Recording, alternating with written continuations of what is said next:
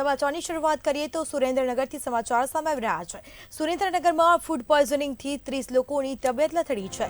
તો ધાંગધ્રાના જોગાસર વિસ્તારમાં લગ્ન પ્રસંગ હતો અને ભોજન સમારંભ બાદ 30થી વધુ લોકોને ફૂડ પોઈઝનિંગ થયું હતું, જેમાં 30થી વધુ લોકોને તાત્કાલિક સારવાર અર્થે ખસેડી દેવામાં આવ્યા હતા।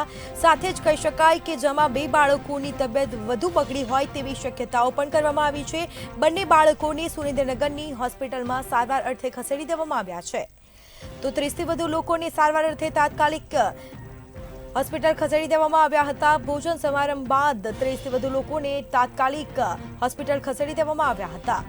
તો ભોજન સમારંભ બાદ 30થી વધુ લોકોને ફૂડ પોઈઝનિંગ થયું હતું। ધાંગધ્રાના જોગાસર વિસ્તારમાં લગ્ન પ્રસંગ હતો અને તે સમયે આ ઘટના બનવા પામી હતી। તો ફૂડ પોઈઝનિંગથી 30 લોકોની અચાનક તબિયત લથડી છે। સાથે જ તેઓને તાત્કાલિક સારવાર અર્થે નજીકની હોસ્પિટલમાં ખસેડી દેવામાં આવ્યા હતા, જેમાંથી 2 બાળકોને વધુ તબિયત બગડતા તાત્કાલિક સુરેન્દ્રનગર સરકારી હોસ્પિટલ ખાતે રિફર કરવામાં આવ્યા હતા। તો 2 બાળકોની તબિયત વધુ બગડી હતી અને જેના કારણે તે લોકોને સુરેન્દ્રનગર હોસ્પિટલમાં લઈ જવામાં આવ્યા હતા। 30થી વધુ લોકોને ફૂડ પોઈઝનિંગની ઘટના બનવા પામી હતી।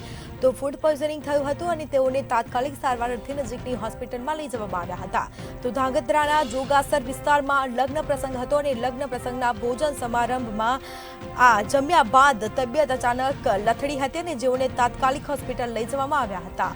તો 30થી વધુ લોકોને સારવાર માટે તાત્કાલિક હોસ્પિટલ રિફર કરવામાં આવ્યા હતા।